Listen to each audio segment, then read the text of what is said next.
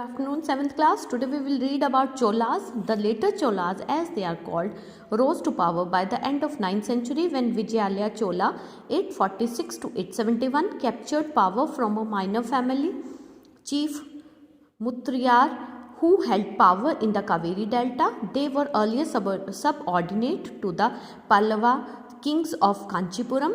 Vijayalaya built the town of Thanjavur and a temple for goddess Nishumbhasudani in the Kaveri delta.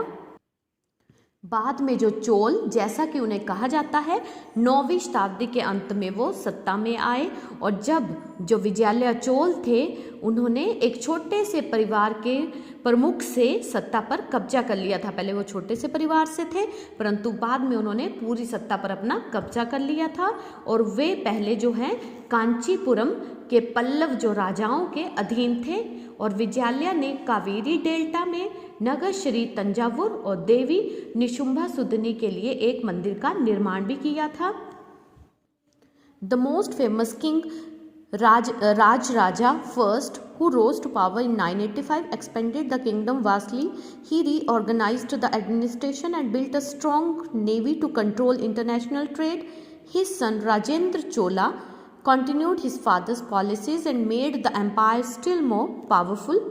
और जो सबसे प्रसिद्ध राजा जो राजा फर्स्ट थे जो 985 में सत्ता में आए थे और उन्होंने क्या किया, राज्य को बढ़ाया। उन्होंने राज्य को बढ़ाना शुरू किया और उन्होंने जो प्रशासन था उसको फिर से गठित किया और जो अंतर्राष्ट्रीय व्यापार था उसको भी नियंत्रित करने के लिए एक जो है मजबूत नौसेना का भी निर्माण किया। और जो उनके बेटे जो राजेंद्र चोल थे उन्होंने क्या किया, अपने पिता की नीतियों को जारी रखा और राज्य को और अधिक शक्तिशाली बना दिया था। जैसे उनके पिताजी ने पूरे राज्य को शक्तिशाली बनाया था वैसे ही उनके पुत्र ने भी अब राज्य को शक्तिशाली बनाना शुरू कर दिया था। He raided the Ganga Valley, developed the navy further and undertook the campaign in the Southeast Asian countries as well as Sri Lanka. The empire, however, declined towards the close of 13th century under successor of Rajendra Chola.